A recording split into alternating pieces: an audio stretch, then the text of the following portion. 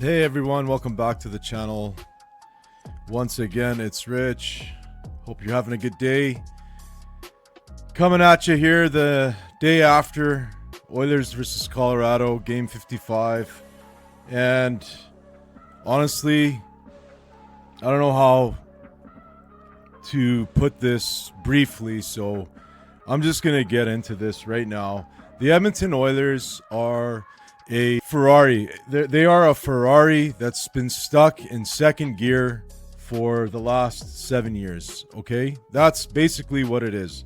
The Edmonton Oilers are capable of way bigger and better things than what is being offered right now to this fan base. And honestly, it's gotten to the point where, I mean, it just gets really under your skin as a diehard fan that, you know, there are moves that are made that are very, very, very questionable. And you come out of a Game 7 Stanley Cup final loss, and you really change the genetic makeup of this team. This team that's on the ice right now is not the same team that we had in the Stanley Cup playoffs last year. And some of these decisions, when you're 55 games into the season, you have to say to yourself, like, you know, what's going on? Like, you gotta call out some of this stuff. And, you know, my phone was off the hook today. Everybody was messaging me, you know, this team needs goaltending. Where's the physicality? There's a lack of physicality. There's a lack of concentration. There's a lack of discipline. You know, so many things that realistically, with a Connor McDavid and a Leon Draisaitl in their prime, I mean, those two players, they're going to get a pass. It doesn't matter if the Oilers had 0 wins this year. 0. If they had 0 wins, Connor McDavid and Leon Draisaitl are going to get a pass because they are the true definition of superstars in this league. Every single game they come to play, there isn't a game that they, you know, take off. There isn't a game where they show some sort of, you know, beyond, you know, recognition, you know, play or move that gives some sort of value. Even if you lose, you're saying, wow, look, what a pass by Draisaitl, or what a move by McDavid, or there are intangibles to those two players that you just can't measure when you're comparing them to other players. But at the end of the day, I mean, the rest of the team, this includes Ryan Nugent-Hopkins, you know, the longest tenured Oiler. He's been on the team for 14 years. It gets to a point where, you know, no one is safe. Nobody is safe from this Oilers fan base. It's time to win a Stanley Cup, all right? After 55 games, it's time to realize as a management team, what are our weaknesses? What are the weaknesses for this team moving in or getting close to this trade deadline?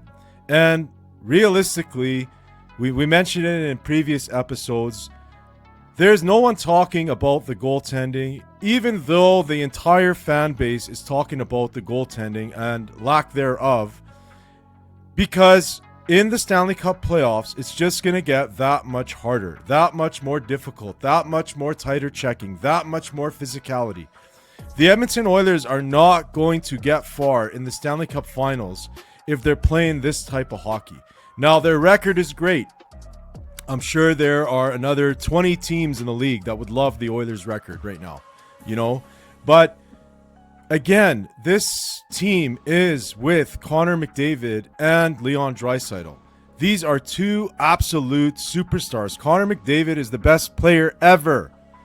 And we can't have these kind of breakdowns and of indecision from the management to get what's necessary right away. It's taking way too long. And at the end of the day, for me, when I'm watching these games, I was at the game yesterday, and honestly, like, it was so frustrating to watch, you know, some of the events that transpired during the Oilers should have won that game. The Oilers should have won that game. And they should have went into this break on a high note, and they didn't. And like I said, nobody is safe. If your name isn't Connor McDavid, if your name isn't Leon Draisaitl, and I'm even going to throw Mattias Ekholm in there, because that guy is a warrior, game in, game out. You get what you need out of Mattias Ekholm. But every single other player that's on the roster or soon to be coming onto the roster, like, wake up, because, you know, this fan base, we're not interested. We're not interested in, you know, picking up a guy that's just going to do a flyby anymore. We're done with that. We want guys that are going to come here and buy in to what needs to happen. This is our window. If you're not going to win a Stanley Cup with Connor McDavid and Leon Draisaitl on your squad, you're not going to win. You're not going to win. You're not going to get a better chance to win with these two guys. It's just not going to happen. And I do not care as a fan. Again, we have no allegiance to anyone other than wanting to win a Stanley Cup and wanting it for the fan base. That's who our allegiance is to. It's to this logo and the fans. And we want to win a Stanley Cup because we have every single thing you could ever ask for as far as having superstar power to win a Stanley Cup. We never had that. We haven't had that since Gretzky. We never had that since Messier. We had our dynasty days, and after that, ever since 1990, that was done. Okay, it's 2025. How much longer do you want us to say, oh, next year, oh, next year? There's no more, oh, next year. This is the year, and this is your chance. And like I said, I do not care who your name is, unless it's McDavid, Draisaitl, or Ekholm. Every single other player on that team needs to start being way more engaged into the game and more accountable and stop making these mistakes that they're making. And I'm going to start calling out some names here. And this is before we even get to, you know, the statistics of last night's game. And we're going to start it off here with the obvious. Stuart Skinner. Weak goaltending. That's it. It's weak goaltending. We keep saying, give him another chance, give him another chance, give him another chance. And yes, those goals do happen to the best of them. The goals that were scored, especially the first two goals that were scored, they might happen against Shesterkin. They might happen against Saros. They might happen against, you know, top caliber goaltending in the league. But they're not going to happen on a consistent basis. How many periods has it been now where you're on the edge of your seat, biting your nails, just hoping that one of these first 2-3 shots doesn't go in on the Oilers? How many games have we had to climb out of, you know, being behind 2 goals or 3 goals in the first period? At the NHL level, we're very lucky to have made these comebacks that we've made. And the only reason we've done it is because of our superstar firepower. But if we didn't have that, there's no way you're coming back in those games. There's no way you're going to have a chance to win those games. So the first goal, getting scored 5-hole in the NHL, not from the face-off dot, from the top of the face-off circle. For you to get scored 5-hole, it's a questionable goal. So don't say give him a chance and what are you saying, Rich? And no. If you're in a playoff game and that goal goes in, that's it. You're done. Your bench, your morale, everything is done. I don't care if it happens in the first period or the third period or overtime. That is a demoralizing goal. All right? And the second goal from Makar, it's the exact same almost goal from the Stanley Cup playoffs, the game-winning goal, the 2-1 goal from Reinhart.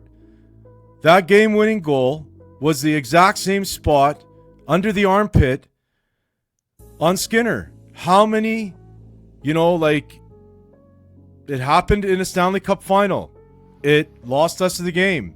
There's probably other reasons that came to losing that game. But the biggest one is you need to make that save. If it's a savable save, you need to make that save. And the exact same goal occurred yesterday against the Colorado Avalanche. You know what I mean? We're talking 9 months later, and the exact same goal has occurred. So you don't want to change your goaltending. You don't want to change your goaltending coach. Let's start there. You don't want to change your goaltending coach to see if all this time, all this money, all this effort we've invested into Stuart Skinner can actually get him to the level of not allowing these types of goals in by bringing in a new goalie coach, great. Great. You don't want to do that? Well, is he going to actually make those improvements himself on the ice? No, nothing's changed. Nothing has changed. And here we are, now trade deadline looming, and we got to make a decision on actually bringing in a goaltender. And, at this point, it's like we're at DEFCON 2 right now. We are at DEFCON 2 right now as an Oiler fan base. One more level, it's like nuclear, all right? We are at DEFCON 2. What does DEFCON stand for anyway? Defensive something, or you know what? I'm going to look this up. What does DEFCON stand for? DEFCON. Defense Readiness Condition. The United States military alert system used to indicate the level of defense readiness. It has 5 levels. DEFCON 5 lowest, DEFCON 4, 3, DEFCON 2, next step to nuclear war, armed forces ready to deploy in 6 hours. We're at DEFCON 2. As a Oiler fan base, we're at DEFCON 2. That's plain and simple. If the Edmonton Oilers management group, all right, at this point, you have now till the trade deadline to figure this out. If you cannot figure out this situation in net before the Stanley Cup playoffs, and you screw this up, it's going to be DEFCON 1 for the fan base. And that means everybody's job involved in this management team is at risk, because there is no way on earth, after 10 years of Connor McDavid and Leon Draisaitl, we should not at least have one Stanley Cup. It's ridiculous. Having said that, it's crazy, man. This team is just crazy. It drives you crazy. It's so crazy to be a fan of this team. It's unbelievable. All right. After that epic rant, let's get to the point where we got to do a couple of plugs here. So we did reach 500 subscribers. We have now unlocked a bunch of stuff on YouTube, which is pretty cool. We're looking into doing some really cool stuff for you guys. But yeah, we are so happy at this point, and it's all thanks to you. So if you haven't yet, please take a moment to hit that subscribe button and even hit that thumbs up and like this video. It goes a long way. And yeah, like I said, really appreciate it. More of at times, more of a therapy session for myself to come here and just kind of let it all out. But I mean, the streets are talking, and that's what the streets are saying. The fan base is not happy with the way things are going. Even though we are in a good position, we have some glaring issues that need to be addressed right away. All right, 5-4 final score. Avalanche shots on goal 31-27 in favor of the Avalanche. Face-offs 52-47 as well in favor of the Avalanche. Power play, Oilers go 2 for 4. Draisaitl and Perry get a couple of power play goals, and the Avalanche luckily only go 1 for 5, and they had a 2-man advantage there, and the Oilers killed that off. There was just so much energy in the building after that, and it just really sucked to go out the way they did after battling back to tie that game and lose that game, to be honest with you. Hits 15-9. 9 single digits again for the Oilers in the hits department. It's ridiculous. That's 3 hits on average a period. You know what I'm saying? And don't think for a second that the Oilers are going to bring in one guy that's going to actually get... This is a team problem. This is a team problem from line 1 to the third defensive pairing. Everybody needs to start being more physical, because one guy isn't going to bring up, one guy isn't going to come in and get you 11 hits a game. That's just not going to happen. So we need to bring in someone that's going to help in that department. But I mean, overall, this team needs to be way more physically engaged. Block shots 19-12 in favor of the Avalanche. Giveaways 17, the Oilers to 11. And I'm telling you, Klingberg had some brutal giveaways in the game. Takeaways 3-1 in favor of the Avalanche. That's going to do it for the stats recap. And this episode is going longer than normal, so let's get straight to Twitter/X. And as always, would like to mention that you can follow us on Twitter/X. Our handle there is @FrozenOilHockey, so follow us if you can. Let's check out some of these goals. And I don't know if this is going to work. I've been having, issues with ninth. And then now 2-1 Colorado. Perry with the equalizer. And again, those were two soft goals that Skinner let in. And the Oilers, just answer right away and, tie it the first time and tie it the second time for you. Come on. We need a save after this. At this point in the game, we need a save, and silky mitts there with the thumbnail that we did. So let's get to some tweets from the Edmonton Oilers and the Oilers faithful. So last night was celebrating Black excellence in hockey, and pretty cool logo there. And that is this jersey here. It was designed by this gentleman over here. It's called the Knight logo. AJ Loudon designed it, and this is a cool photo here from BW at Oilers After Dark. Was kind enough to share this one, and the boys Sean Brown, Joaquin Gage, and George Larocque with Black History Night logo designer AJ Loudon, and that's them there. Sean Brown still looks like he has his shoulder pads on there. And there's Gage and there's The Rock. Missing from this photo are obviously the GM of the San Jose Sharks, Mike Greer, and NHL Network panelist Anson Carter. So just wanted to mention that because it did not go unnoticed, even as a younger Oiler fan watching those games.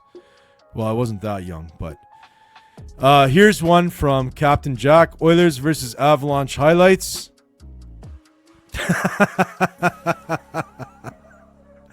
That is a huge net. What freaking sport is that? Yeah. A lot of goals scored. I mean, you got McCarr and McKinnon and McDavid and Draisaitl. I mean, who doesn't want to go watch that hockey? Who doesn't want to watch that on TV, right? With those guys on the ice. Here's one from the NHL. 40 already. Leon Draisaitl becomes the first player to reach 40-goal plateau this season. And congrats to the Deutschland Dangler. I love when he does his celebration. It's so awesome. Especially when he holds his stick the way that he does. I just absolutely love it. Here's one from Bob at BobGoalie1. I'm old enough to remember the dynasty years, and fans were bitching about Fuhr. True story, and everyone wanted Billy Ranford out of town when he struggled in 90 in the first round versus the Jets. It's almost tradition to shit on Oiler goalies. And you know what? Personally, I'm a huge fan of goalies in general. I'm a huge Marty Brodeur fan. Love the position, love the masks, love just everything to do with being a goalie. I wish I could have played goalie when I was younger, but never had that opportunity. But it's such an alluring kind of position for me. There's just so many cool things about it. And you got to be like a different cat to be a goalie. Like, you can't just go in net and stand in front of 100-mile-an-hour slap shots, especially you got to be a little bit of a different cat to actually want to go and do that. And playing the hockey that I've played, which is beer league level hockey, all the goalies, they're all just cool, laid back guys. They're different, they're different cats. They're super focused, and So just kind of answering to this post here by Bob, like, yeah, I remember those times too, but at the same time, the position has changed dramatically since those days. I mean, the equipment has changed so much, and just, the butterfly came in, and it's now more so than back then. Now, the goaltending position, I mean, it kind of went away a little bit in the 70s and 80s, but it kind of went back in like the 90s and 2000s to where, you can have a superstar goaltender that can win you games. I mean, these elite goaltenders are out there that are just dominant forces out there that can win you games and can win you championships. And Vasilevsky is a great example of that. Prior to that, obviously, you have Brodeur, you have Roy, you have, these goalies that are superstars on a team in themselves. And, Dominik Hasek is another one where these guys, like, they win you games. They can win you games. They can win you championships. And so, I mean, I don't know. I just don't think that the pressure that's coming on, Stuart Skinner right now is anything near, the Fuhr Ranford days. It's completely different now. The position has changed so much. And I just think that, there needs to be more expected from that position on the Edmonton Oilers. Whoever it is in net, got to be able to stop shots from the top of the faceoff dot. I mean, if it goes top corner or deflects, it's one thing, but to get beat 5-hole from, at the NHL level from that far out, I know it was a little bit of a screen there, blah, blah, blah, but I mean, we got to get some stops. Here's one from Addy at Oilers Alert, and this is a quote from Bob Stauffer after the game last night. Stuart Skinner's numbers against good teams concerning for Edmonton as well. And that is something that the Oilers are going to have to consider here at some point. Finally. There is a break in the dam of protecting this play of Stuart Skinner and the obvious brutal first periods that he's had this entire season. And, it's nice to hear that from somebody that is, I mean, at the end of the day, Bob Stauffer is part of OEG, and they're going to go after the guys they feel they got to go after, and they're going to protect the guys they need to feel they got to protect. And I think that kind of bubble around Stuart Skinner from Oilers media has finally popped after this game. Here's one from James at BB Gen Coop. It's utterly mind-boggling to me to think Oilers management thinks we can win a cup with Skinner, FFS. And again, we are not in a position to screw around anymore. That's it.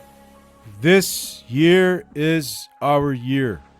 Next year and the year after, these next 3-4 years, this is our window. And Oilers management needs to do something to address this issue. Next one here is Oilers for Life at Oilers Life. Let's go Oilers, fix the goaltending. Enough is enough. Skinner is a good backup at best. Yikes. Here's one from Anna Banana _ Oil Girly. Not pulling Stu was definitely a hint to upper management. I wonder if maybe, just maybe, they went a different way, like starting off by getting rid of the goalie coach. Great question. Although, I have to tell you, Anna Banana, the comments, it's not the first time this has happened. And yeah, I'm glad you pointed out that, Knoblauch pulled Skinner because enough is enough. And, we need to get some big stops, especially in the first period. We can't keep chasing, having to catch up every game and having to come back down 3-0, down 3-1. It's just, it's too hard in the NHL. It's too hard. Here's one from Ark at Archaeologuy. Stuart Skinner had already cost the Oilers at least one cup. Can't keep adding to that number. And that's a rough comment there. But I mean, Ark and a lot of, of these people that I keep mentioning on the channel when we do these X kind of comment reviews, like, everybody feels it. All these diehard fans see it. They feel it. They are not, witnessing something that isn't there. This is a big, big, big problem. And I don't know, to be fair, if Skinner has, cost us last year's cup on his own, but the goaltending department going through the playoffs was a problem. I mean, it almost cost us the Vancouver series. We were very lucky to get out of that series. And I mean, as far as the Florida series goes, I don't know if we can blame that on Skinner. He only let 2 goals in that final game. He did what he had to do, but like I said, we need, for the position in general, we need someone in net that is not going to allow those weak, deflating goals. Next one here, depressed Oilers fan, at depressed Oil fan. Goalie wish list: Sorokin, Saros, Gibson. Anybody new? Yeah, I wish we could get Sorokin. I highly doubt it. All right, on to the next one here from Nathaniel Brody. Dear Edmonton Oilers, trade for a real goalie. Sincerely, Oiler fans. And I am signing that petition myself. I would have signed it 10 years ago, pal.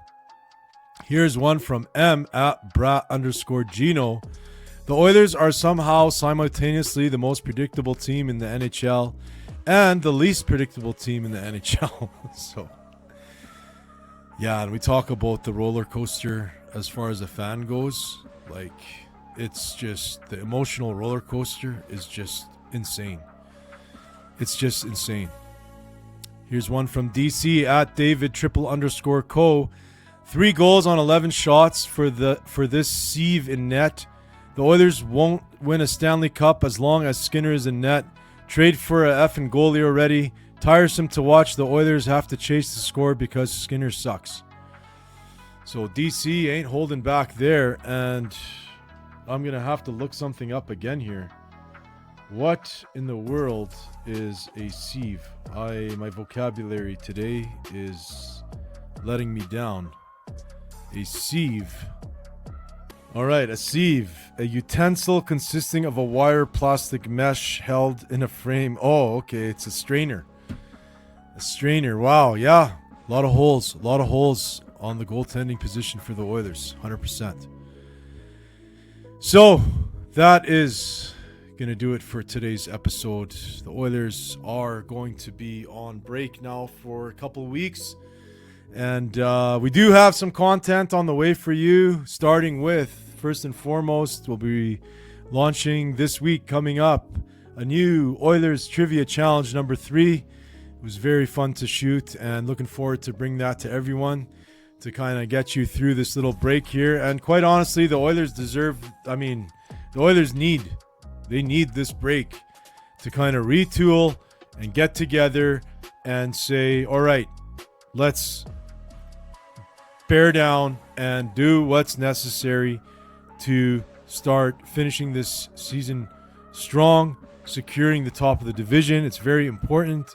Hopefully the top of the conference and maybe even the President's Trophy, because home ice is massive in the playoffs.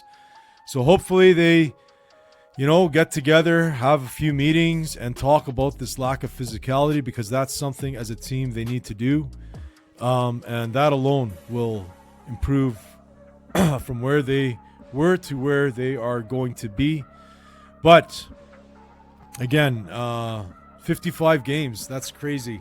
We've done 55 games already, and happy to be there along the road there with you guys. Hope you're enjoying the content that we're bringing to you. We're trying not to hold back here and kind of say it the way it is and say what the streets says here, and what all the fans from all over the world chime in and talk about it on X there, and kind of get, and everybody's saying the same thing. There isn't a lot of Oiler fans that are in disagreement on what needs to happen here moving forward. But hopefully that happens. Trade deadline coming soon. Hopefully McDavid can, win this Four Nations thing. I really want him to win it, but I mean, we have other Oilers on Team Sweden there, so we'll see what happens. So yeah, we'll bring you some more content, some more updates over this break. That's going to do it for today's episode. Thanks so much for watching, and most importantly, go Oilers, go. Or hockey, the channel you need. Oilers on the ice, unstoppable speed. Chasing the cup, we're gonna succeed. With David leading, we're built to exceed.